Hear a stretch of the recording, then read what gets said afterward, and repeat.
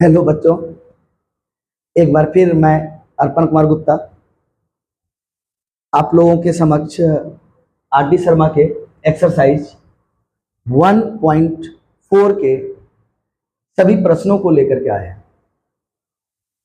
हम लोग पिछले 3 क्लास से, अगर आप पिछले 3 क्लास को एक बार आप देख लें, जब पिछले 3 क्लास को आप सारी चीज़ों को देख लीजिएगा तो ये सारी समस्याएं जो है हमारे लिए काफी आसान होगी। अगर आप डायरेक्ट सवालों को बनाइएगा तो थोड़ा सा समस्या हो सकता है। तो आप इनके प्रश्नों को बनाने से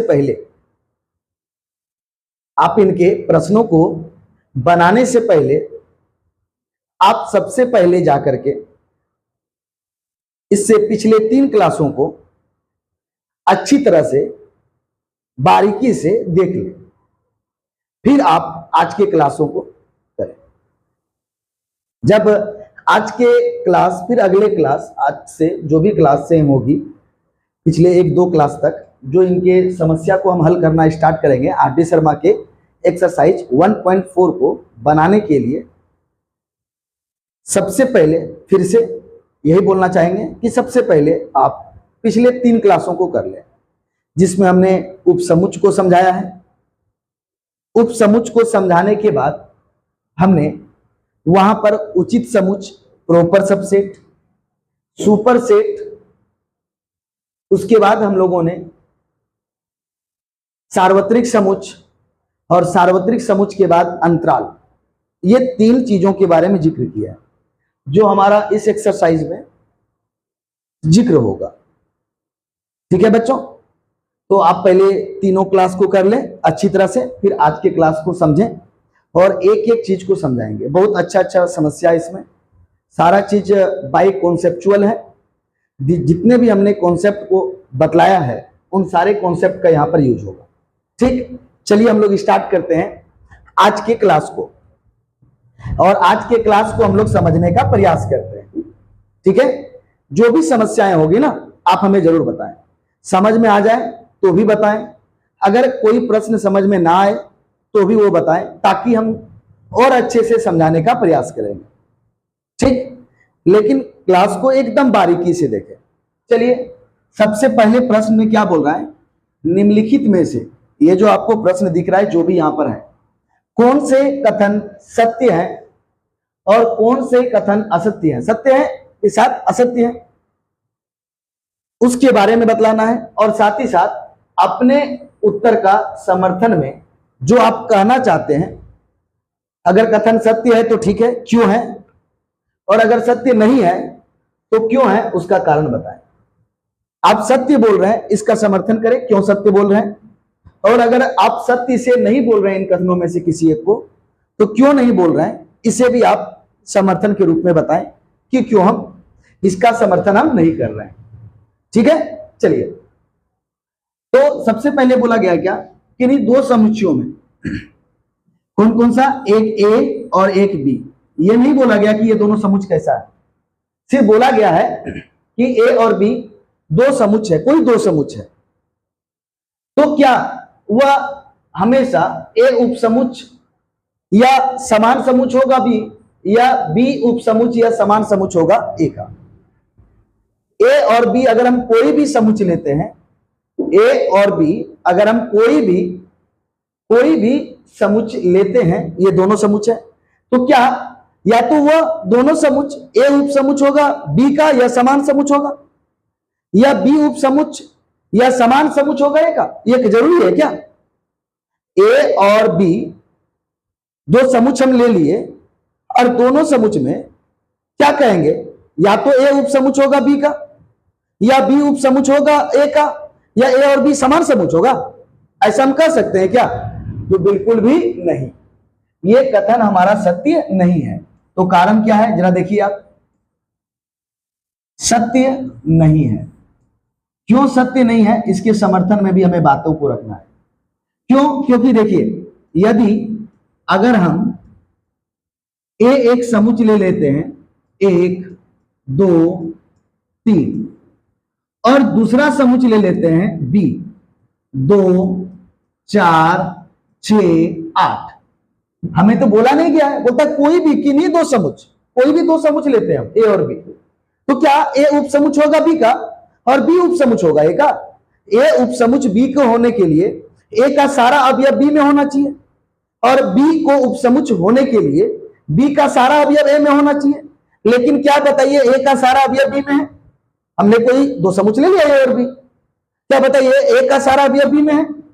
नहीं, अर्थात ए और बी हमारा उप समुच या समान समुच की बातों को नहीं करता है, अर्थात ए उप समुच या समान समुच नहीं है बी का, अगर कोई भी हम दो समुच ले लेते हैं तो। और वहीं क्या बी का सारा अवयव भी ए में है? नहीं। क्या बी का सारा अवयव ए में है?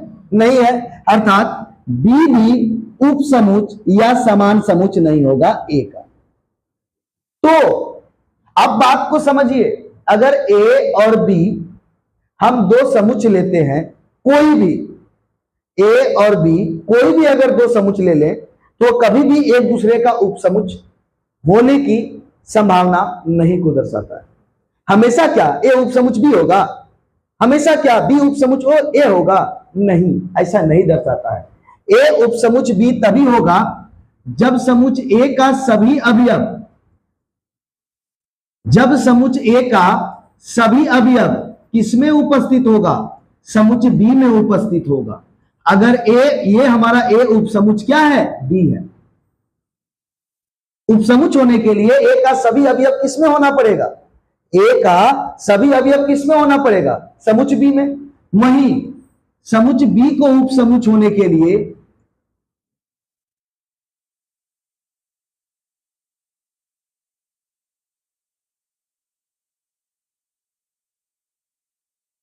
अब देखिए, समुच बी को उपसमुच होने के लिए, समुच बी को उपसमुच होने के लिए समुच बी का सारा अवयव समुच ए में होना चाहिए।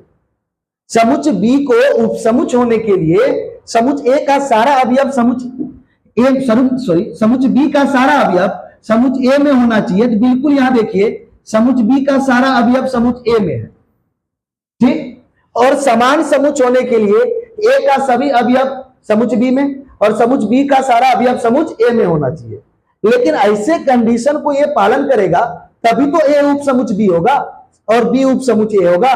क्या कोई भी अगर हम दो समुच ले लें, क्या कोई भी अगर हम दो समुच ले लेते हैं तो क्या ए उप समुच बी का होगा और या तो बी उप समुच ए का होगा?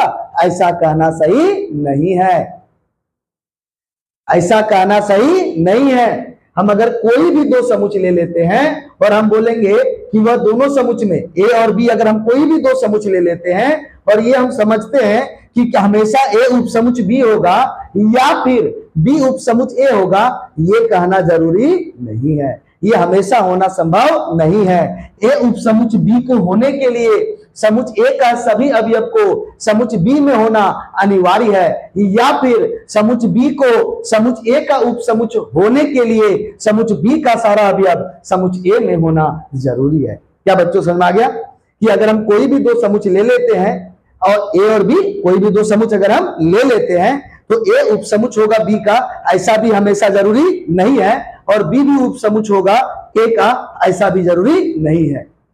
क्लियर है बात? इसलिए कथन क्या है? सत्य नहीं है। अगला, क्या अपरिमित समुच के प्रत्येक उपसमुच, क्या बोलेंगे, अपरिमित समुच के क्या प्रत्येक उपसमुच अपरिमित होते हैं? बाबू ये भी कथन सत्य नहीं है, ये भी कथन सत्य नहीं है। तो इसके समर्थन में हमें बातें बोलना पड़ेगा कि आखिर क्यों नहीं है। तो एग्जाम्पल में देखिए, एग्जाम्पल में देखिए, यदि हम एक अपरिमित समुच ले लेते हैं प्राकृत संख्या का, ले लेते हैं 1 2 3 4 5 6 7 8 ... क्या बोलिए, अपरिमित समुच्चय है या नहीं है? अपरिमित समुच्चय हम लोग किसे कहते हैं? वैसा समुच्चय जिसके अंदर उपस्थित अवयव की संख्या अनिश्चित हो या अवयवों को गिना ना जा सके। तो देखिए, इस समुच्चय के अंदर अवयवों की संख्या अनिश्चित है कि नहीं? क्या आप अवयवों को गिन सकते हैं? तो बिल्कुल भी नहीं, अर्थात ये अपरिमित समुच्चय है। तो अगर हम इसका उपसमुच्चय तैयार करना चाहें तो क्या इसका उपसमुच्चय हमेशा क्या अपरिमित ही होगा? तो ऐसा जरूरी नहीं है। अगर हम इसका उपसमुच्चय का बात करें तो देखिए ये हमारा उपसमुच्चय है कि नहीं, एक एग्जाम्पल के रूप में 1 2 3 4, बताइए ये उपसमुच्चय है कि नहीं प्राकृत संख्या का? तो बिल्कुल सर ये उपसमुच्चय है। क्यों है? क्योंकि इस समुच्चय के अंदर जो अवयव उपस्थित है सारा का सारा प्राकृत संख्या में उपस्थित है। इस समुच्चय का सारा अवयव प्राकृत संख्या में उपस्थित है, अर्थात ये उपसमुच्चय है हमारा कौन? किसका? तो प्राकृत संख्या का। ये उपसमुच्चय है किसका? तो प्राकृत संख्या का। तो बताइए ये उपसमुच्चय जो हमने तैयार किया इसके अंदर अवयव जो है वो अपरिमित है क्या? इसके अंदर अवयवों की संख्या को आप गिन नहीं सकते हैं क्या? इसके अंदर अवयवों की संख्या अनिश्चित है? तो बिल्कुल भी नहीं सर, इसके अंदर उपस्थित अवयवों की संख्या निश्चित है। इसके अवयवों को हम गिन सकते हैं, अर्थात हमारा क्या निष्कर्ष निकलता है? अगर हमारा दिया गया समुच्चय अपरिमित है तो उसके उपसमुच्चय जब उसके उपसमुच्चय में अवयवों की संख्या होगी वह हमारा परिमित भी हो सकती है और अपरिमित भी हो सकती है। यानी उपसमुच्चय में अवयवों की संख्या निश्चित भी हो सकती है और अवयवों की संख्या अनिश्चित भी हो सकती है। अर्थात यह कहना कि प्रत्येक अपरिमित समुच्चय का उपसमुच्चय अपरिमित होता है यह बिल्कुल सत्य नहीं है। यह बिल्कुल सत्य नहीं है। क्यों? क्योंकि फिर से देखिए हमने प्राकृत संख्याओं का समुच्चय लिया, इसके अंदर हमारा जो अवयव होता है वो अनिश्चित होता है, हम अवयवों को गिन नहीं सकते हैं, अर्थात यह एक अपरिमित समुच्चय है। लेकिन जब हम उसके उपसमुच्चय का बात किए तो देखिए यह उपसमुच्चय है कि नहीं, इस उपसमुच्चय में अवयवों की संख्या निश्चित है, अवयवों को हम गिन सकते हैं, अर्थात यह एक हमारा परिमित समुच्चय है। तो इससे निष्कर्ष क्या निकलता है? अपरिमित समुच्चय का जब हम उपसमुच्चय को लिखते हैं तो उसके अंदर जो अवयव होगा वह निश्चित भी हो सकता है और जो अवयव होगा वह अनिश्चित भी हो सकता है। अर्थात अपरिमित समुच्चय में अवयवों की अपरिमित समुच्चय के उपसमुच्चयों में जब अवयवों की संख्या को लिखेंगे तो परिमित और अपरिमित दोनों हो सकता है। तो केवल अपरिमित बोलना यह बिल्कुल ही गलत है। समझ में आ गया? अब देखिए बहुत सारा होगा जो परिमित होगा। क्लियर है बच्चों? समझ में आ रहा है या नहीं आ रहा है ये आप हमें बताएं। समझ में आ रहा है? चलिए अगले क्वेश्चन को लेकर के चलते हैं। बोलता है क्या? अगले क्वेश्चन को समझिए, एकदम ध्यान से समझिए। नहीं समझ में आ रहा है ना तो हमें बताइए ना, एकदम लॉजिकल सब क्वेश्चन मिलेगा, एकदम लॉजिकल सब क्वेश्चन मिलेगा। आप इसे समझने का प्रयास कीजिए, हम हर एक चीज को समझाएंगे और मजे के साथ। ठीक है? चलिए कहता है क्या? इस बार बोला परिमित समुच्चय, तो परिमित समुच्चय यानी अवयवों की संख्या निश्चित है। परिमित समुच्चय यानी अवयवों की संख्या निश्चित है, या फिर हम अवयवों को गिन सकते हैं। परिमित समुच्चय में अवयवों की संख्या निश्चित होती है या अवयवों को गिना जा सकता है। ये सारी चीजें हम लोगों ने जिक्र कर चुका है पिछले क्लास में। ठीक है? चलिए तो बोलता हम एक परिमित समुच्चय लेते हैं, तो क्या उसके प्रत्येक उपसमुच्चय परिमित होगा? हाँ सर बिल्कुल ये सही है। क्या है? ये सही है, ये कथन हमारा बिल्कुल सही है। तो हमें इसके समर्थन में बातें बोलना पड़ेगा। तो चलिए एक परिमित समुच्चय का एग्जाम्पल लीजिए। एक परिमित समुच्चय जिसके अंदर उपस्थित अवयवों को गिना जा सकता है, जिसके अंदर उपस्थित अवयवों को क्या किया जा सकता है? गिना जा सकता है। या अवयव क्या हो? निश्चित हो, उसे ही हम लोग क्या कहते हैं? परिमित समुच्चय। तो कहता है क्या? जब हम एक परिमित समुच्चय के उपसमुच्चयों को लिखेंगे तो क्या उसका जो उपसमुच्चय तैयार होगा वो हमेशा क्या परिमित होगा? मतलब उन सभी समुच्चयों में कौन समुच्चयों में जब इसका हम उपसमुच्चय को तैयार करते हैं तो उपसमुच्चय भी एक समुच्चय है ना। जब इनके उपसमुच्चयों को तैयार करेंगे तो क्या सारे उपसमुच्चय में अवयवों की संख्या निश्चित होगी या अवयवों को हम गिन सकते हैं? तो बिल्कुल। देखिए आ जाइए कैसे। अगर हम इसका कुल उपसमुच्चय को लिखते हैं तो आप देख लीजिए, सबसे पहले क्या होता है, फाई। फाई मतलब रिक्त समुच, जिसके अंदर कोई अवयव उपस्थित नहीं हो। तो जिसके अंदर कोई अवयव उपस्थित नहीं हो तो अवयव की संख्या कितनी होगी बाबू, 0। तो हमने गिन लिया ना, अवयवों को गिना कि नहीं गिना। हमने क्या बोला, इसके अंदर कोई अवयव ही उपस्थित नहीं है, अर्थात अवयवों की संख्या 0। अब बताइए इसका क्या क्या उपसमुच होगा। हम बताए थे पहले एक एक अवयव लिखे, हो जाएगा। उसके बाद दो दो अवयव लिखे तो 2 ही अवयव लिखा गया है, तो 1 और 2। तो देखिए इस परिमित समुच का ये 4 ही उपसमुच होगा, और चारों समुच जो है वो हमारा क्या है, परिमित है। ये देखिए हमने 4 ये समुच रेडी किया कि नहीं किया। ये जो चारों समुच है वो समुच ए का क्या है, उपसमुच। समुच ए के अवयवों को प्रयोग करके ही हमने इन समुच्चों का निर्माण किया है। समुच ए के अवयवों का ही प्रयोग करके हम लोगों ने इन सभी समुच्चों का निर्माण किया है, अर्थात ये सभी उपसमुच है किसका, समुच ए का। लेकिन बताइए ये हमारा समुच ए जो है वो परिमित समुच है कि नहीं। बिल्कुल सर, ये परिमित समुच है। क्यों, क्योंकि इसके अंदर उपस्थित अवयवों को हम गिन सकते हैं, या दूसरे शब्दों में कह सकते हैं कि इसके अंदर, इस किसके अंदर, समुच के अंदर जो अवयव की संख्या है वो निश्चित है। तो बताइए प्रत्येक समुच में अगर हम देखें तो क्या अवयवों की संख्या निश्चित है कि नहीं, या प्रत्येक समुच में हम अवयवों को गिन सकते हैं कि नहीं। बिल्कुल गिन सकते हैं, अर्थात एक परिमित समुच का जब हम कुल उपसमुच तैयार करेंगे, जब हम परिमित समुच का हम कुल उपसमुच तैयार करेंगे तो वो सारा का सारा उपसमुच एक परिमित समुच ही होगा। लेकिन जब एक अपरिमित समुच का हम लोग कुल उपसमुच तैयार करेंगे तो वह सारा उपसमुच परिमित भी हो सकता है और अपरिमित भी हो सकता है। क्या बोले, फिर से सुनिए। जब एक अपरिमित समुच का हम कुल उपसमुच तैयार करेंगे, जब एक अपरिमित समुच का हम कुल उपसमुच तैयार करेंगे तो वह सारा उपसमुच परिमित समुच भी हो सकता है और अपरिमित समुच भी हो सकता है। क्लियर। लेकिन जब हम लोग एक परिमित समुच का कुल उपसमुच तैयार करेंगे, लेकिन जब हम एक परिमित समुच का हम कुल उपसमुच तैयार करेंगे तो वह सारा का सारा उपसमुच एक परिमित समुच ही होगा। एक क्या होगा, परिमित समुच ही होगा। तो परिमित समुच को एक बार फिर से समझा दें। वैसा समुच जिसके अंदर अवयवों की संख्या निश्चित हो या अवयवों को गिना जा सके उसे परिमित समुच कहते हैं।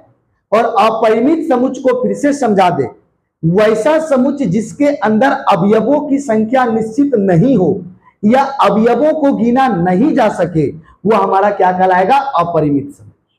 क्लियर। चलिए इसको फिर से एक बार हम समझाना चाहते हैं। समझिए कि जब किसी अपरिमित समुच का हम कुल उपसमुच तैयार करते हैं तो वह सारा उपसमुच में क्या हो सकता है, कुछ परिमित समुच भी हो सकते हैं और अपरिमित समुच भी हो सकते हैं। ठीक। लेकिन जब हम एक परिमित समुच का हम कुल उपसमुच तैयार करेंगे तो सारा का सारा उपसमुच एक परिमित समुच ही होगा। क्लियर है बच्चों। चलिए अगले क्वेश्चन की ओर चलते हैं। बोलता है प्रत्येक समुच का एक उचित उपसमुच होता है। मतलब क्या हम प्रत्येक समुच का हम उचित उपसमुच लिख सकते हैं। तो एक बार उचित उपसमुच को समझने का प्रयास कीजिए। तो बाबू हम उचित उपसमुच कहते किसको है। बोलता है क्या, ध्यान से सुनिए। बोलता है ए का सभी उपसमुच को अगर हम लिखते हैं लेकिन जो हमारा समान समुच होगा हम उसको नहीं लिखते हैं। समुच ए का कुल उपसमुच कौन कौन है, फाई, समुच के अंदर 1, समुच के अंदर 2 और समुच के अंदर 1 2, ये सारा हमारा उपसमुच हो गया। लेकिन ए को देखिए और इस समुच को देखिए, यह दोनों समुच हमारा क्या है, समान समुच है। ये दोनों समुच हमारा क्या है, समान समुच है। अर्थात उचित समुच हम कहते हैं किसको, समझ लीजिए। उचित समुच का हम यहां पे बतला रहे हैं, उचित समुच को, उचित समुच बोल रहे हैं, उचित उपसमुच को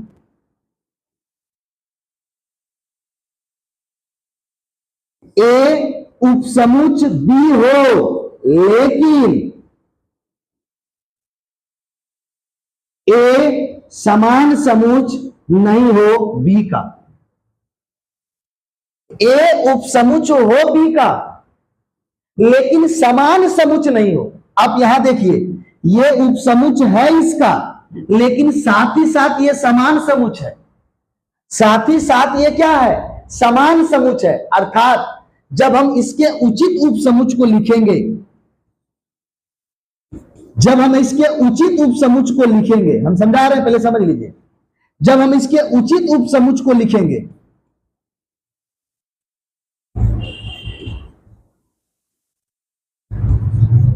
जब हम इसके उचित उपसमुच को लिखेंगे तो पहला क्या होगा? 5, फिर होगा 1, फिर होगा 2। लेकिन हम इस 1 2 को नहीं लिखेंगे। क्यों? क्योंकि अगर आप ये लिखिएगा तो ये दोनों समान समुच हो जाएगा। ये हमारा उपसमुच तो है, लेकिन साथ ही साथ क्या है? समान समुच है। तो उचित उपसमुच हम उसे कहते हैं जिसमें समान समुच को हम शामिल ना करें, जिसमें हम समान समुच को शामिल ना करें। समझ में आ गया? जितना भी उपसमुच होता है उसमें से अगर आप एक अवयव को हटा देते हैं, जितना भी उपसमुच होता है उसमें से एक समुच को अगर आप हटा देते हैं जो एक के क्या है? समान है, तो बाकी जो शेष समुच बच जाएगा उसी को हम लोग उचित उपसमुच कहते हैं। क्लियर है? हम पहले बता चुके हैं, अब जाके देख ले क्लास में। इसीलिए हम बोले पिछले 3 क्लास को आप प्रॉपर पहले कर ले। तो फिर से हम कह रहे हैं क्या? उचित उपसमुच क्या कहता है? ए उपसमुच हो बी का, ए उपसमुच हो बी का लेकिन ए और बी समान समुच ना हो। ए उपसमुच हो बी का लेकिन ए और बी समान समुच ना हो, तो ही हम उन समुचों को क्या कहते हैं? उचित उपसमुच कहते हैं। इसका क्या उचित उपसमुच हो गया? 3 ठो। कितना हो गया उचित उपसमुच? 3। कौन? 5 समुच के अंदर 1, समुच के अंदर 2। क्या सर आप समुच के अंदर 1 2 नहीं लिख सकते हैं? तो जवाब आना चाहिए बिल्कुल भी नहीं। क्यों नहीं? अगर आप 1 2 लिखिएगा तो ये दोनों समान समुच हो जाएगा। लेकिन उचित उपसमुच क्या कहता है? ए उपसमुच हो बी का लेकिन समान समुच ना हो। क्लियर है? तो चलिए अब इस प्रश्न में आते हैं। क्या उचित उपसमुच आप समझ गए? चलिए, जैसे उचित उपसमुच को आप समझे तो चलिए इस प्रश्न के बारे में हम लोग समझने का प्रयास करते हैं और आगे बनाते हैं। एकदम डिटेल से समझिए, मजा आ जाएगा बनाने में। ठीक है? एकदम मजा आ जाएगा बनाने में। क्या बोलता है कि प्रत्येक समुच का एक उचित उपसमुच फिक्स है। होगा ही क्या? हम कोई भी समुच लेंगे, ठीक है, मेरे बात को समझिए, हम कोई भी समुच लेंगे तो क्या उसका उचित उपसमुच संभव है? क्या उसका उचित उपसमुच संभव है? क्या हम उसका उचित उपसमुच को लिख सकते हैं? जैसे इसका समुच एक के अंदर 1 और 2 था, इसका उचित उपसमुच क्या हो गया? 5 समुच के अंदर 1 और 2, ये हमने लिखा। तो क्या हम किसी भी समुच का हम उचित उपसमुच लिख सकते हैं? तो मेरा बात आएगा, सर ये कथन सत्य नहीं है। क्यों नहीं है? ये आप कैसे बोल दिए सर नहीं है? हम तो बिल्कुल जब उपसमुच तैयार कर सकते हैं, जब हम उपसमुच तैयार कर सकते हैं तो हम उचित उपसमुच को क्यों नहीं तैयार कर सकते हैं? क्योंकि उपसमुच को ही ना हम लोग उचित उपसमुच कहते हैं। सिर्फ समान समुच नहीं होना चाहिए, बिल्कुल सिर्फ समान समुच नहीं होना चाहिए। अगर आप सोचिए, अगर एक समुच ले लेते हैं आप रिक्त समुच, क्या इसका आप उचित उपसमुच लिखिएगा?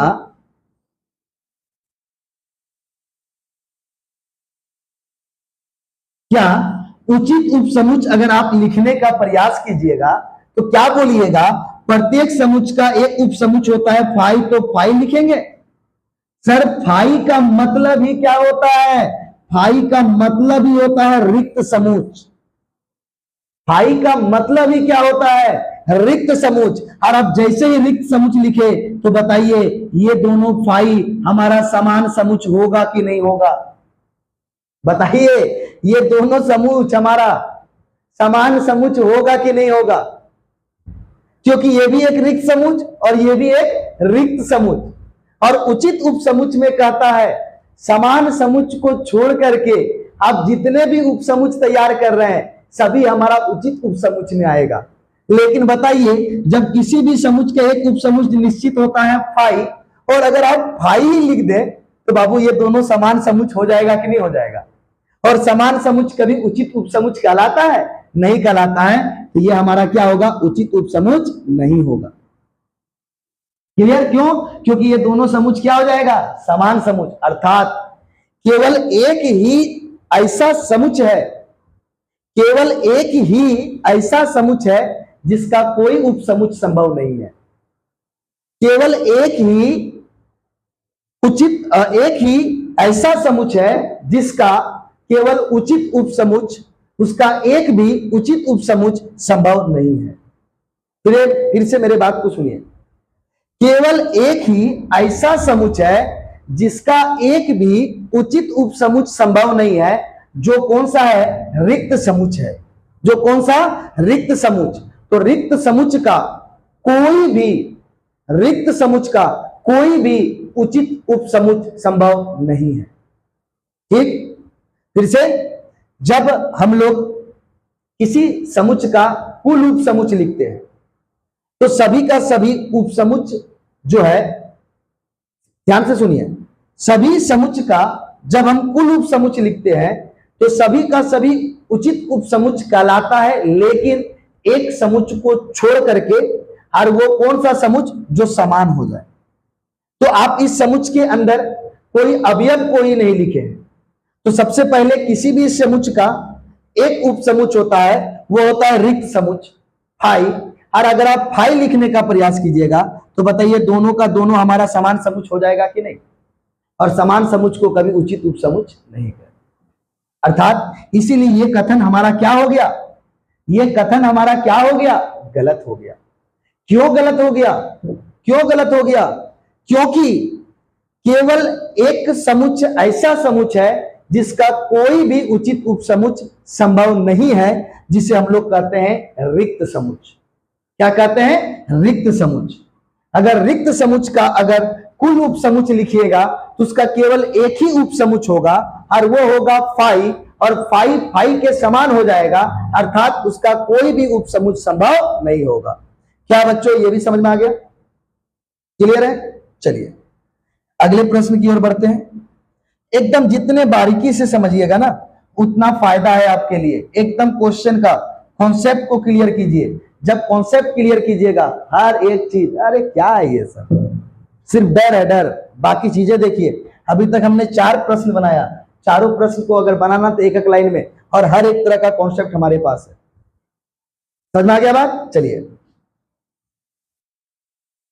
बोलता है क्या कि ये जो समुच्चय दिखाई दे रहा है क्या वो अपरिमित है? अब देखिए, अपरिमित समुच्चय कहते किसको है? बोलता है वैसा समुच्चय जिसके अंदर अवयवों की संख्या निश्चित नहीं हो या अवयवों को गिना नहीं जा सके। वैसा समुच्चय जिसके अंदर अवयवों की संख्या निश्चित नहीं हो या अवयवों को गिना नहीं जा सके, वैसे समुच्चय को ही हम लोग क्या कहते हैं? अपरिमित समुच्चय। तो क्या यहां डॉट डॉट देख करके क्या अपरिमित बोल दीजिएगा? पहले नहीं, पहले इस समुच्चय को देखिए क्या लिखा हुआ है। A B, same repeat, dot dot का मतलब आगे भी क्या है? A B A B A B A B. अर्थात सबसे पहला बात, समुच्चय के अंदर उपस्थित अवयवों को केवल एक बार लिखा और एक बार पढ़ा जाता है। और आप देखिए A B A B A B A B A B A B करके दोहराया गया है। तो बताइए क्या ए को हम हर एक बार लिखेंगे? नहीं सर, ये समुच्चय कभी भी अलाउ नहीं करता है। क्या कहता है समुच्चय? कि समुच्चय के अंदर उपस्थित अवयवों को केवल एक बार लिखा और एक बार पढ़ा जाता है, अर्थात केवल ए का और केवल बी का इस समुच्चय में जिक्र किया गया है। और ये देखिए इस समुच्चय के अंदर क्या अवयवों की संख्या निश्चित हुई या नहीं हुई, या अवयवों को हम गिन सकते हैं कि नहीं गिन सकते हैं? बिल्कुल सर। तो ये अपरिमित ना होकर के ये कौन सा समुच्चय है? ये परिमित समुच्चय है, अर्थात ये कथन हमारा सत्य नहीं है।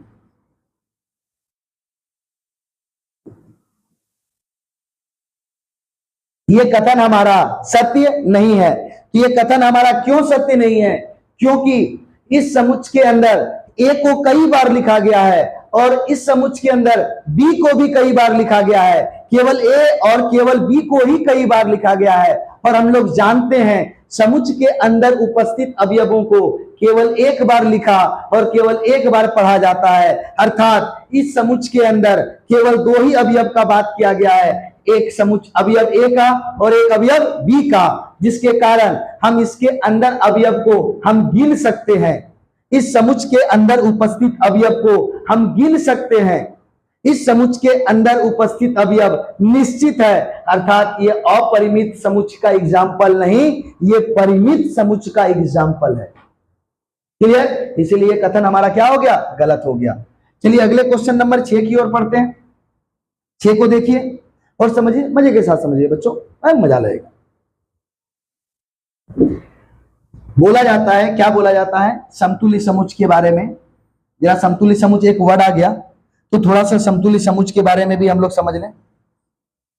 समतुल्य समुच्चय में क्या कहता है कि अगर ए और बी दो समुच्चय है, अगर ए और बी, अगर हमारे पास क्या क्या ए और बी दो समुच्चय है और अगर दोनों समुच्चय में अवयवों की संख्या एक समान है, दोनों समुच्चय में अगर अवयवों की संख्या एक समान है तो वो समतुल्य समुच्चय होगा, और अगर दोनों में अवयवों की संख्या एक समान नहीं है तो ये हमारा समतुल्य समुच्चय नहीं कहलाएगा।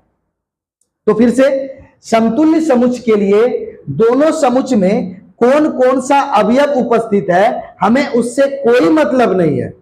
समतुल्य समुच्चय के लिए दोनों समुच्चय में कौन कौन सा अवयव उपस्थित है हमें उससे कोई मतलब नहीं है, लेकिन अगर दोनों समुच्चय में अवयवों की संख्या समान हो जाए, दोनों समुच्चय में अवयवों की संख्या समान हो जाए तो यह दोनों समुच्चय हमारा समतुल्य समुच्चय कहलाता है। अर्थात इसके अंदर अवयव की संख्या को गिनिए 1 2 3, इसके अंदर अवयव गिनिए 1 2 3। क्या दोनों समुच्चय में अवयवों की संख्या समान है? तो बिल्कुल, तो हम बोलेंगे कथन क्या है? सत्य है। क्यों सत्य है? क्योंकि बोलेंगे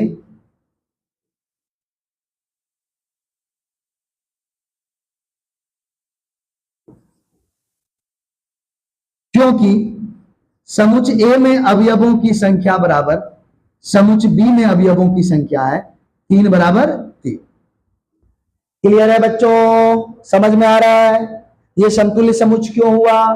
क्योंकि दोनों समुच्चय में अवयवों की संख्या समान है। क्लियर? चलिए अगले क्वेश्चन में बोलता है क्या, एक समुच्चय के अपरिमित रूप से अनेक उपसमुच्चय हो सकते हैं?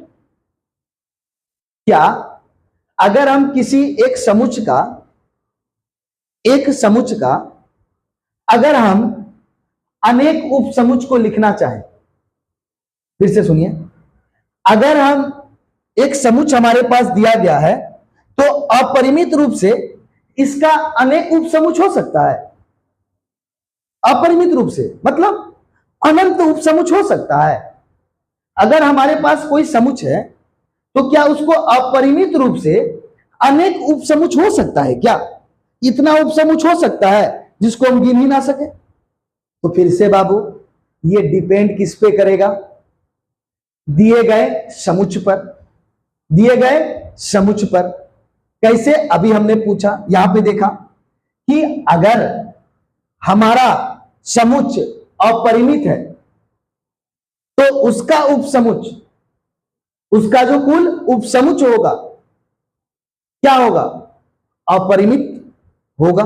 लिखना स्टार्ट कीजिए। अवयवों, देखिए उपसमुच्चय के अंदर अवयवों के बारे में नहीं बोल रहे हैं हम। यहां पर देखिए, हमने यहां पे समझाया था उपसमुच्चय के अंदर जो अवयव था वो क्या था? निश्चित और अनिश्चित दोनों हो सकता है। जब समुच्चय हमारा अपरिमित हो तो हम समुच्चय के अंदर अवयव का बात नहीं कर रहे हैं, हमें उपसमुच्चय ही तैयार करना है। हमें क्या तैयार करना है? उपसमुच्चय। तो बताइए कि अगर एक समुच्चय लेते हैं तो क्या जिस तरह से अनंत अवयव है उसी तरह क्या अनंत उपसमुच्चय बन सकता है?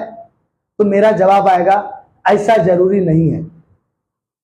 अगर अपरिमित समुच्चय है तो उसका अपरिमित उपसमुच्चय बनेगा, लेकिन अगर जैसे ही अगर हमारा परिमित समुच्च हो जाए, क्या हो जाए? परिमित। देखिए इसके अंदर केवल एक अवयव है, हम गिन लिए, निश्चित है या नहीं है? तो हम लोग इसका उपसमुच्च अगर लिखे तो कितना होगा? देखिए तो एक निश्चित उपसमुच्च होगा कि नहीं? क्या होगा? एक होगा 5 और एक होगा 1। ये निश्चित उपसमुच्च हुआ कि नहीं? कितना उपसमुच्च हो गया? 1 और 1 2, केवल 2 ही तो उपसमुच्च बना। क्लियर है?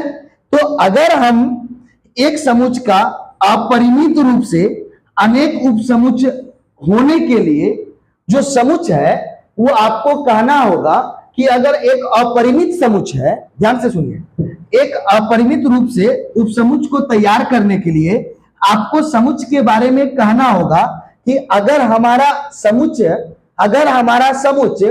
अपरिमित है, अगर हमारा समुच्च अपरिमित है तो उसका जो उपसमुच्च की संख्याएं होगी अपरिमित होगी। लेकिन अगर हमारे पास जो समुच्च दिया गया है वो परिमित है, अगर हमारे पास समुच्च दिया गया है जो परिमित है तो उसका उपसमुच्च की संख्या भी क्या होगी? परिमित होगी। जैसे इसके अंदर 2 अवयव था तो केटो उपसमुच्च बना 4, तो ये परिमित समुच्च था तो परिमित उपसमुच्च बना, हम गिन सके 1 2 3 4। इस देखिए ये परिमित समुच्च है, इसके अंदर कितना अवयव है? केवल 1। तो इसका कितना उपसमुच्च बना? 1 और 1 2। तो हम लोग इसे गिन सके कि नहीं गिन सके? तो ये भी हमारा क्या हो गया? परिमित उपसमुच्च हो गया। तो अपरिमित उपसमुच्च बनाने के लिए, अपरिमित उपसमुच्च बनाने के लिए, अनिश्चित उपसमुच्च बनाने के लिए हमारे पास जो समुच्च होना चाहिए वह अपरिमित होना चाहिए। कैसा समुच्च होना चाहिए? अपरिमित होना चाहिए। लेकिन यहां पर उन्होंने समुच्च के बारे में कहा ही नहीं, बोला क्या? एक समुच्च है, केवल क्या बोल दिया? एक समुच्च है। तो बताइए वो समुच्च तो परिमित भी तो हो सकता है। अगर वो समुच्च परिमित होगा तो उसका उपसमुच्च भी हमारा क्या होगा? परिमित होगा। इसीलिए ऐसा कहना, एकदम बिना समुच्च के बारे में कहना, यह कथन सत्य नहीं। बिल्कुल अगर हम ये कहते क्या कि एक अपरिमित समुच्च है तो क्या उसका कुल उपसमुच्च अपरिमित होगा? बिल्कुल बोलते हैं हाँ, क्योंकि हमने फॉर्मूला ही देखा था कि कुल उपसमुच्चों की संख्या का फॉर्मूला कितना था? 2 पे पावर n। अगर ये n क्या था? समुच्च में उपस्थित अवयवों की संख्या। अगर 2 पर पावर अगर परिभाषित दे दें तो क्या होगा? अपरिभाषित ही होगा या नहीं होगा? यही चीजें हैं बाबू, समझ में आ गया? तो हम क्या बोलेंगे? हम यही बोलते हैं अपरिमित समुच्च के अपरिमित रूप से अनेक उपसमुच्च हो सकते हैं। तो हम बोलते हैं हाँ। अगर यहां एक के जगह पे क्या क्वेश्चन आता? एक अपरिमित समुच्च के अपरिमित रूप से अनेक उपसमुच्च हो सकते हैं, तो मेरा जवाब होता हाँ, अनेक उपसमुच्च हो सकते हैं। लेकिन यहां पर देखिए अपरिमित समुच्च का बात ही नहीं किया, केवल क्या बात किया? एक समुच्च। तो वह समुच्च कैसा समुच्च हो सकता है? परिमित समुच्च भी हो सकता है और अपरिमित समुच्च हो सकता है। अगर अपरिमित समुच्च हुआ तो उसका अनंत अपरिमित रूप से उपसमुच्च होगा, लेकिन अगर परिमित समुच्च होगा तो उसका उपसमुच्च भी क्या होगा? परिमित, जिसके कुल उपसमुच्चों को हम गिन सकते हैं। क्या बाबू साहब बताइए, ये क्वेश्चन आपको समझ में आया कि नहीं आया? हमने क्वेश्चन नंबर 1 और 7 में देखा कि ये दोनों में अधूरी बातें कही गई थी। इसमें कहा गया था ए और बी कोई भी 2 समुच्च ले लो तो क्या या तो ए उपसमुच्च बी या तो बी उपसमुच्च ए या समान समुच्च होगा? तो ऐसा जरूरी नहीं है। ए उपसमुच्च बी होने के लिए ए का सारा अवयव समुच्च ए का सारा अवयव समुच्च बी में होना चाहिए, और बी उपसमुच्च ए होने के लिए समुच्च बी का सारा अवयव समुच्च ए में होना चाहिए, और समान समुच्च होने के लिए समुच्च ए का सभी अवयव समुच्च बी में और समुच्च बी का सभी अवयव समुच्च ए में होना चाहिए। क्लियर है? चलिए, तो लेकिन यहां पर ए और बी के बारे में ऐसा कुछ बोला नहीं था, और उसी तरह से यहां पर एक समुच्च बोला गया। क्या बोला गया? एक समुच्च। अगर इसी एक समुच्च के जगह पे अपरिमित समुच्च बोला जाता तो इसका उपसमुच्च क्या होता? अपरिमित रूप से उपसमुच्च होता। अपरिमित रूप से कितना उपसमुच होता, अनेक उपसमुच होता। लेकिन यहां पर केवल एक समुच के बारे में बोला, तो वह समुच हमारा परिमित भी हो सकता है और वह समुच हमारा अपरिमित भी हो सकता है। तो अपरिमित समुच के लिए अपरिमित रूप से अनेक उपसमुच तो होंगे, लेकिन परिमित समुच के लिए हमारा परिमित उपसमुच ही होगा। अपरिमित का मतलब अनिश्चित और परिमित का मतलब निश्चित। अपरिमित का मतलब जिसे गिन नहीं सकते हैं और परिमित का मतलब जिसे हम गिन सकते हैं। या उपसमुच को गिनना है और उपसमुच को हम गिन सकते हैं या नहीं गिन सकते हैं, हमें यह बतलाना है। तो क्या ये बताइए सारा प्रश्न आप लोगों को समझ में आ गया बच्चों? कोई क्वेश्चन में डाउट हो तो आप हमें जरूर बताएं, एकदम बारीकी से समझ रहे। चलिए अगले प्रश्न के और आगे बढ़ते हैं और आगे प्रश्नों को हम समझते हैं। हमें समझ में आता है कि नहीं, ये भी बातें करते हैं, फिर जाके अपने विद्या के काफी अंदर मात्रा में एकदम विद्या को ग्रहण करेंगे, आंतरिक रूप से अपने नॉलेज को डेवलप करेंगे। चलिए हम देखते हैं क्या बोलता है। क्या बताइए निम्नलिखित में से कौन सा कथन सत्य है या असत्य है? जो हमारा ये दिया गया है प्रश्न, इसमें से कौन सा कथन सत्य है अथवा असत्य है, ये हमें बतलाना है। तो चलिए बतलाते हैं। तो सबसे पहले आ जाइए, यहाँ पे बिलोंग्स टू के बारे में बात किया गया है, तो हम बता चुके हैं। बिलोंग्स टू जो बतलाता है वह समुच्च के अंदर उपस्थित अवयव को दर्शाता है। समुच्च के अंदर उपस्थित अवयव को दर्शाता है।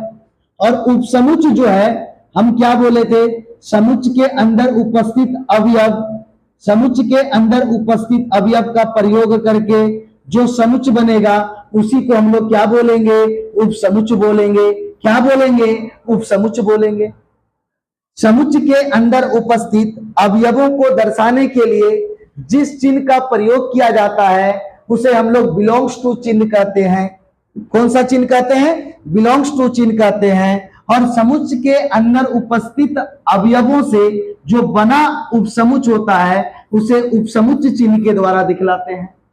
तो आइए, बोलता है क्या यह जो एक है वो अवयव है? तो हम अवयव को बताने के लिए बताए थे, पहले समुच्च को हटा दीजिए, हटा दिए। अब देखिए एक सेम टू सेम दिखाई दे रहा है, बिल्कुल दिखाई दे रहा है, यानी ये हमारा क्या है, कथन सत्य है। ये कथन हमारा क्या है, सत्य है।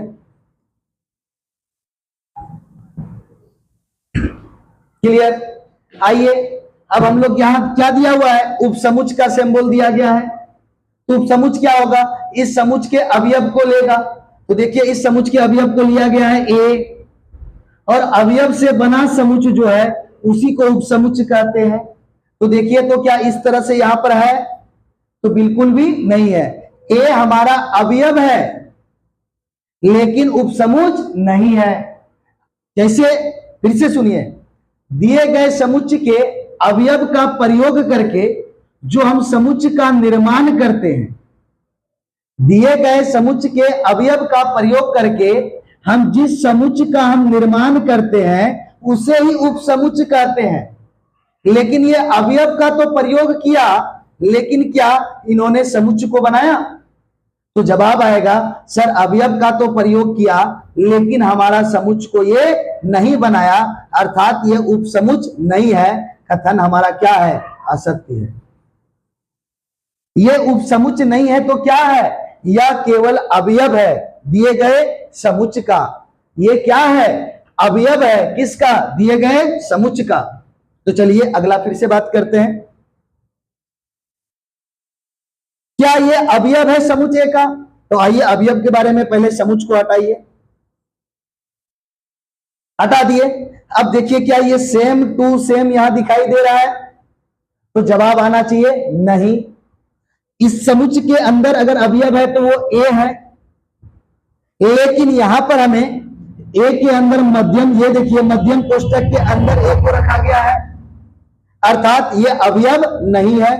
यह कथन हमारा क्या है, असत्य है। समझ में नहीं आ रहा है बच्चों? ये देखिए ना, ये सेम टू सेम इसके अंदर है, केवल ए है, लेकिन ये सेम टू सेम ऐसा है क्या? देखिए एकदम सेम टू सेम होना चाहिए। ये सेम टू सेम है, सेम टू सेम नहीं है तो अवयव नहीं है।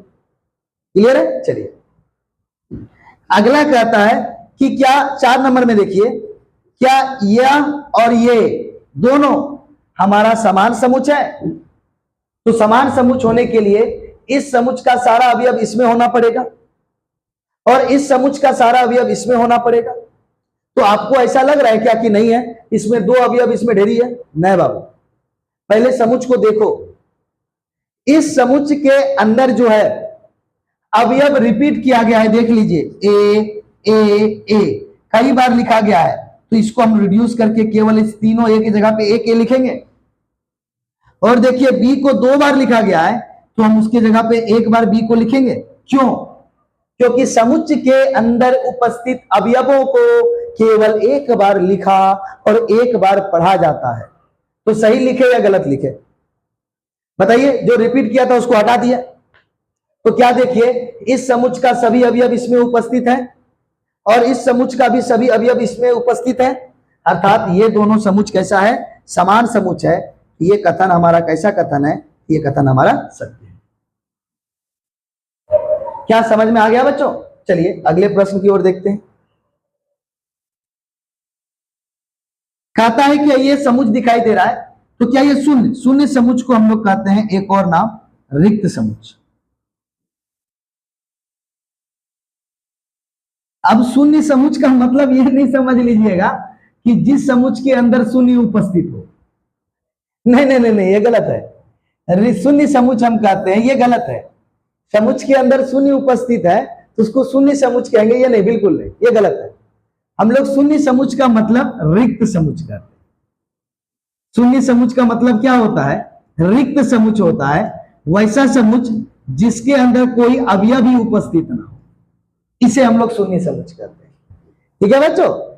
शून्य समुच्चय का मतलब ये नहीं समझ लीजिएगा कि वैसा समुच्चय जिसके अंदर केवल एक अवयव शून्य उपस्थित हो, नहीं। शून्य समुच्चय का मतलब हुआ कि वैसा समुच्चय जिसके अंदर कोई भी अवयव उपस्थित नहीं हो, अर्थात रिक्त समुच्चय को हम लोग शून्य समुच्चय कहते हैं। अर्थात रिक्त समुच्चय को हम लोग शून्य समुच्चय कहते हैं। डन? तो चलिए ये देखते हैं हमारा रिक्त समुच्चय का एग्जाम्पल है कि नहीं। क्या दिया गया नियम? x plus 8 is equal to 8, तो x is equal to 8 minus 8, तो x इज इक्वल टू कितना आ गया? 0, यानी x का मान कितना आ गया? 0। तो इस समुच्चय के अंदर एक अवयव है शून्य। बोलिए, इस समुच्चय के अंदर एक अवयव है, कौन है? शून्य। तो क्या यह एक शून्य समुच्चय है? तो फिर से हम शून्य समुच्चय का मतलब अभी क्या बताए? रिक्त समुच्चय। रिक्त समुच्चय यानी वैसा समुच्चय जिसके अंदर कोई भी अवयव उपस्थित नहीं हो। वैसा समुच्चय जिसके अंदर कोई भी अवयव उपस्थित नहीं हो। तो आप इस समुच्चय के अंदर देखिए एक अवयव उपस्थित है जो है हमारा शून्य। एक अवयव है कि नहीं? जो अवयव है हमारा क्या? शून्य। अर्थात यह हमारा शून्य समुच्चय अर्थात रिक्त समुच्चय नहीं है। यह कथन सत्य नहीं है, अर्थात सत्य नहीं है तो क्या है? असत्य है। क्या है ये? असत्य है। क्यों हुआ असत्य बच्चों? क्योंकि इस समुच्चय के अंदर एक अवयव उपस्थित है और वह अवयव है शून्य। इस समुच्चय के अंदर एक अवयव उपस्थित है और वह अवयव है शून्य, जिसके कारण यह हमारा रिक्त समुच्चय यानी शून्य समुच्चय नहीं हुआ। शून्य समुच्चय को ही हम लोग रिक्त समुच्चय कहते हैं। वैसा समुच्चय जिसके अंदर कोई भी अवयव उपस्थित नहीं हो, वैसा समुच्चय जिसके अंदर कोई भी अवयव उपस्थित नहीं हो, उसे हम लोग शून्य समुच्चय या रिक्त समुच्चय कहते हैं। लेकिन इस समुच्चय के अंदर केवल एक अवयव उपस्थित है, वह है 0। तो अवयव तो उपस्थित हो गया, अर्थात यह रिक्त समुच्चय नहीं, यह कैसा समुच्चय है? अरिक्त समुच्चय। क्या बच्चे बता दो, यहां पर यह भी समझ में आया कि नहीं आया?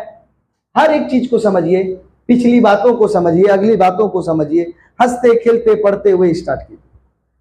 ठीक, चलिए अब हमें यहां पर देखना है, इस क्वेश्चन को समझना है। बोला क्या गया कि निम्नलिखित समुच्चयों में से निर्णय कीजिए। आपको निर्णय लेना है, हमें नहीं, आपको निर्णय लेना है कौन सा किसके उपसमुच्चय है। ये 4 समुच्चय दिया गया, ए बी सी और डी। ठीक है, ये चारों किसका किसका उपसमुच है, ये हमें बतलाना है। ये चारों किसका किसका उपसमुच है, ये हमें बतलाना है। तो सबसे पहले हमारा जो यहां पर दिया गया है, देखिए यहां पर सेट बिल्डर फॉर्म में दिया गया है कि नहीं, इसको पहले आप रोस्टर रूप में चेंज करिए। पहले चेंज कीजिए। समीकरण द्विघात समीकरण है, आप लोग को सॉल्व करने के लिए हम बताए भी थे, x square minus 8x plus 12 is equal to 0। X square के गुणांक को देखिए, गुणांक मतलब जो एक्स स्क्वायर के साथ गुना है, कुछ नहीं गुना है तो 1 है। एक्स स्क्वायर के गुणांक और अचर को गुना कीजिए, तो 1 गुना 12 क्या आया, 12। अब 12 के गुणनखंड को तोड़िए, 12 1 का 12, ठीक। 12 के बाद आइए क्या आएगा, 6 दूना 12 आएगा। फिर बताइए 4 तिया 12 आएगा। फिर 2 छके 12 लिख चुके हैं, फिर 3 चौके 12 वो भी लिख चुके हैं। इसके अलावे और कोई गुणनखंड नहीं होगा। तोड़ दिए। अब तोड़ने के बाद इस दोनों संख्या को जोड़िए या घटाइए ताकि हमारा बीच वाला संख्या आ जाए। तो 12 और 1 को जोड़िएगा या घटाइएगा भी तो -8 नहीं आएगा। 4 और 3 को अगर जोड़िएगा भी और घटाइएगा भी तो -8 नहीं आएगा। लेकिन ये 6 और 2 को आप -6 और -2 कीजिए, देखिए -8 आएगा कि नहीं आएगा, बिल्कुल। तो आप इसे लिख दीजिए x square minus 6x minus 2x plus 12 is equal to 0। लिख दिए। लिखने के बाद आप इस दोनों से x को कॉमन ले लीजिए। जैसे x को कॉमन ले लिए तो हमारे पास क्या बचा, x -6। और यहां से जब भी हम कॉमन ले लिए -2 तो क्या बचेगा, फिर से x, यहां माइनस कॉमन ले चुके हैं तो दोनों का चिन्ह बदल जाएगा, x और -6 बराबर 0। तो बताइए यहां से हमारा कॉमन क्या आएगा, x -6 कॉमन आएगा। बताइए, तो यहां से हमारा क्या बच जाएगा, x, और यहां से क्या बच जाएगा, -2। देखिए सही है या सही नहीं है, आराम से देखिए और हमें बताइए। सही है, चलिए बिल्कुल सही है। तो बताइए यहां पर x -6 इज इक्वल टू कितना, 0। x -2 इज इक्वल टू कितना, 0। देखिए ये भी सही है या नहीं है। आप यहां से किसका मान निकाल लीजिए, तो x का मान निकाल लीजिए। तो x का मान कितना लिख लेगा, 6 लिख लेगा। x का मान कितना लिख लेगा, तो 2 लिख लेगा। निकल गया बच्चों। तो जैसे निकल गया तो आइए यहां पर बताइए a बराबर क्या क्या निकला, 6 और 2 को हम 2 और 6 लिख दें, क्योंकि समुच्चय के अंदर उपस्थित अवयव क्रम पे निर्भर नहीं करते हैं। क्योंकि समुच्चय के अंदर उपस्थित अवयव क्रम पे निर्भर नहीं करते हैं। तो 6 2 लिखिए या 2 6 लिखिए, दोनों का मीनिंग हमारा क्या है, सेम है। तो बताइए समझ में आ गया। अब जैसे समझ में आ गया तो बोलता है कि आपको निर्णय लेना है, आप खुद डिसाइड कीजिए यहां पे कि कौन सा किसका उपसमुच है। तो देखिए इस समुच के अंदर 2 6 है। अब बताइए 2 6 और कहां कहां पर है, बी भी है, इसके अंदर है, यानी ए का निर्माण हुआ है समुच बी से। देख लीजिए ए का सभी अवयव किस में है, बी में है। अर्थात सबसे पहले ए उपसमुच है बी का। क्यों, क्योंकि ए का निर्माण किससे हुआ है, बी से। अब आइए ए को इसमें देखिए, बिल्कुल 2 और 6 है या नहीं है, यानी ए का निर्माण हुआ है समुच सी से। अर्थात समुच ए उपसमुच है समुच सी का भी। समुच ए का निर्माण समुच बी से भी हुआ है और समुच ए का निर्माण समुच सी से भी हुआ है कि नहीं बच्चों। अर्थात जो हमारा समुच ए है वह उपसमुच है समुच बी का भी और समुच सी का भी। क्लियर। अब आते हैं समुच बी में आते हैं। तो क्या समुच बी का सारा अवयव समुच ए में है, तो नहीं। समुच बी में एक अवयव है 4, लेकिन इसके अंदर 4 नहीं है, यानी बी उपसमुच नहीं है समुच ए का। तो क्या बी उपसमुच है समुच सी का? तो देखिए बिल्कुल 2 4 6 समुच बी का सारा अवयव समुच सी में उपस्थित है, तो समुच बी जो है वह उपसमुच है समुच सी का। समुच बी जो है वह उपसमुच है समुच सी का। क्यों? क्योंकि समुच बी का सभी अवयव समुच सी में उपस्थित है। क्लियर है बच्चों? पहले ये समझ में आया कि नहीं आया, अब ये बताइए। अब देखिए फिर से समुच किसको? सी को। क्या समुच सी का सभी अवयव समुच ए में, समुच बी में और समुच डी में उपस्थित है? तो नहीं, ये सारा परिमित समुच है और ये अपरिमित है, इसका सारा अवयव ये तीनों में से किसी में भी उपस्थित नहीं होगा। अर्थात समुच सी जो है ना वह किसी भी समुच का उपसमुच नहीं है। सी का निर्माण नहीं हुआ है किसी भी समुच के अवयवों के द्वारा, ये चारों में से। डन है? सी खत्म। अब डी में आते हैं। तो क्या डी का सभी अवयव समुच ए में है? तो बिल्कुल सही। देख लीजिए इसमें 6 है, इसमें भी 6 है। तो डी का निर्माण किससे हुआ है? समुच ए से। तो हम क्या बोलेंगे? समुच डी जो है उपसमुच है समुच ए का। क्या समुच डी का सभी अवयव समुच बी में है? हाँ, तो हम क्या बोलेंगे फिर से? समुच डी जो है वह उपसमुच है किसका? समुच बी का। समझ में आ रहा है ना बच्चों? मजा लग रहा है कि नहीं बनाने में? एकदम आसानी से बनाइए, बहुत मजा लगेगा बनाने में। ये बहुत ही आसान सा टॉपिक है, इतना चीजें हम बता दिए है ना कि आपके अंदर हर एक कॉन्सेप्ट है। आप बनाते रहिए, आप कोई भी बुक बनाइए, आर.डी. शर्मा क्या कोई भी बुक बनाइए, अब बनना स्टार्ट हो जाएगा सेट थ्योरी से, जितना भी चीज हम पढ़ा रहे हैं। ठीक है? आप बताइए क्या ये जो समुच डी है क्या समुच सी का उपसमुच है? हाँ बिल्कुल है। समुच डी जो है वह उपसमुच है किसका? समुच सी का। क्यों? क्योंकि डी का जो सभी अवयव है ना वो समुच ए में उपस्थित है। बेचारा एक तो अवयव है 6 और वो भी यहां उपस्थित है कि नहीं है। अर्थात जो समुच डी है वह उपसमुच है समुच सी। तो समुच ए उपसमुच हो गया किसका किसका? बी का भी और सी का भी। और बी उपसमुच किसका हुआ? केवल समुच सी का। और समुच डी किसका उपसमुच हुआ? समुच ए का भी, समुच बी का भी और समुच सी का भी। लेकिन समुच सी किसका उपसमुच हुआ? तो किसी का भी उपसमुच नहीं हुआ। तो बताइए बच्चों, हम लोग क्वेश्चन नंबर 3 भी कंप्लीट कर दिए बातों बातों में। तो बताइए क्या आपको समझ में आया या नहीं आया? बताइए कि आपको समझ में आया या नहीं आया? आ गया ना? चलिए अब हम लोग अगले प्रश्न को, जो हमारा क्वेश्चन नंबर कितना है 4, ये क्वेश्चन नंबर 4 के बारे में अगर आप बता सकते हैं तो आप बताएं, अगर बना सकते हैं तो आप इसे बना करके आए, हमें भी बहुत अच्छा लगेगा। समाहित का मतलब क्या हो जाना कि सभी पूर्णांक, जैसे देखिए समाहित मतलब सभी पूर्णांक क्या परिमेय संख्या में समाहित है? मतलब सभी पूर्णांक परिमेय संख्या का उपसमुच है। ये सा क्वेश्चन है सारा चीज। आपको आप स्क्रीनशॉट ले लीजिए, ट्राई कीजिएगा बनाने के लिए।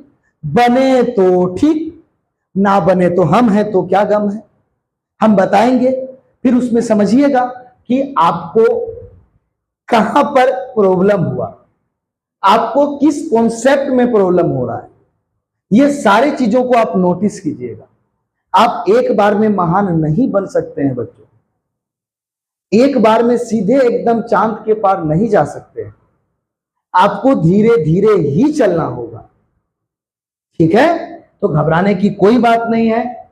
हम लोग फिर अगले क्लास में अगले के प्रश्नों को हल करेंगे, जो आर.डी. शर्मा के एक्सरसाइज 1.4 से संबंधित होगा।